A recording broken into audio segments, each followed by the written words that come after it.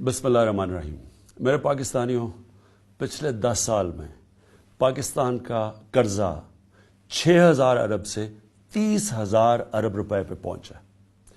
इसका अवाम को क्या नुकसान हुआ कि जो हम सालाना टैक्स इकट्ठा करते हैं, जो है तकरीबन 4,000 अरब रुपया, उसमें से आधा टैक्स तकरीबन 2,000 अरब रुपया सिर्फ इनके लिए हुए कर्जों की किस्तें अदा करने पे जाता है। जो बाकी पैसा बच जाता है उस पर यह मुल्क नहीं अपने खर्चे पूरे कर सकता। पाकिस्तानी वो कौम है जो बदकिस्मती से दुनिया में सबसे कम टैक्स देते हैं, लेकिन उन चंद मुल्कों में से हैं जो सबसे ज्यादा खैरात देते हैं।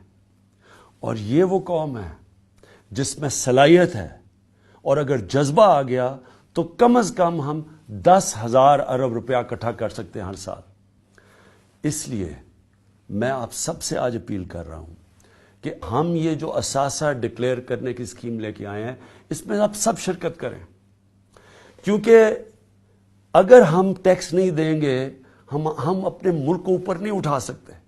हमें अपने आप को तब्दील करना पड़ेगा अगर हम एक अजीम कौम बनना चाहते हैं।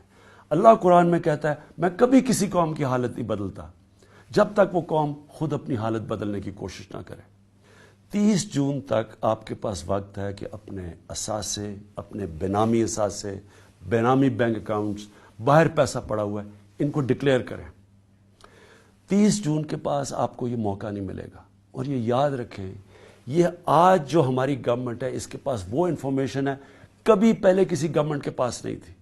हमारे पास मुआहदे हुए हैं, बाहर से हमें प्रॉपर्टीज पाकिस्तान